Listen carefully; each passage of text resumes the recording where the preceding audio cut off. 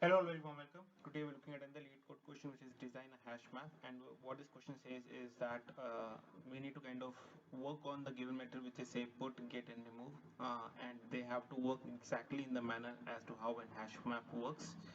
Now, if you look at it right, this kind of whenever you call this particular solution, they will ask for put, get, or remove.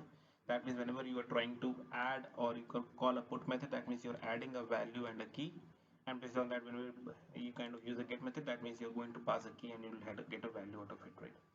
Now, the few things which are being told to us that all the keys and the values are in the range of 0 to say a given 10 times 3, which is in the range of integer, and we need to kind of do not use any built-in hash map libraries, right?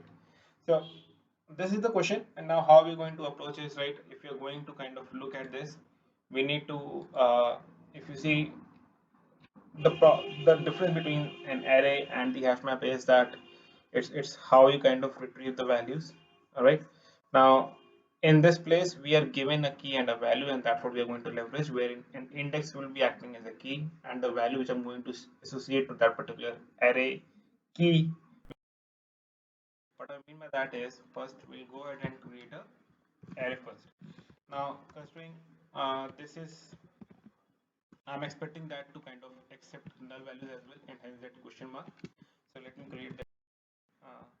Once I have this and this method gets initialized, so I'll initialize my array, which will be in the same range which was given in the question above. So that will be like 1, 2, 3, 4, 5, and 1. Right? That's the range which was given to us. 0 to this one, so that will be like 1001.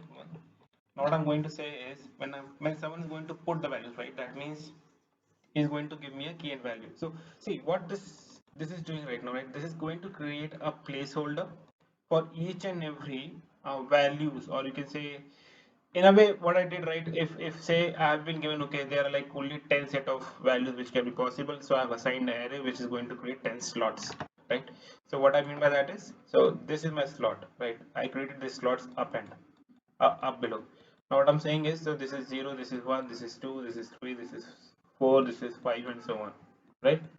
Now what I'm saying is, if I'm going to put a value, I'm going to put a value into the slot, right? What the slot will be, that will be like key, and I'm going to assign it to a value, right? Now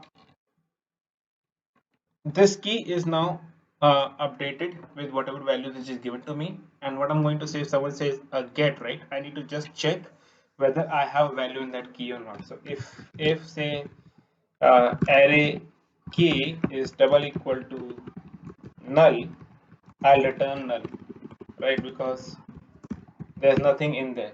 Or say return -1, right? As for, because we need to return minus here if it's not found, right? Not null value. And what if it is present, then I'll say return array key, right?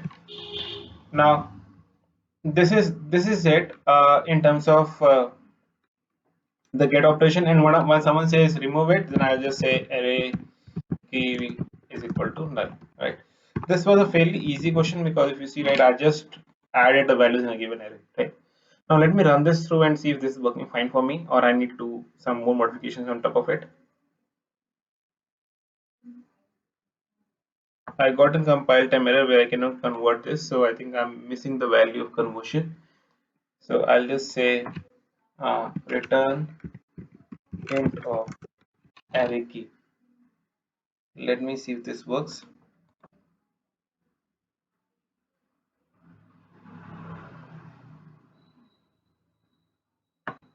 Yeah, I think I got the expected results. Let me submit it.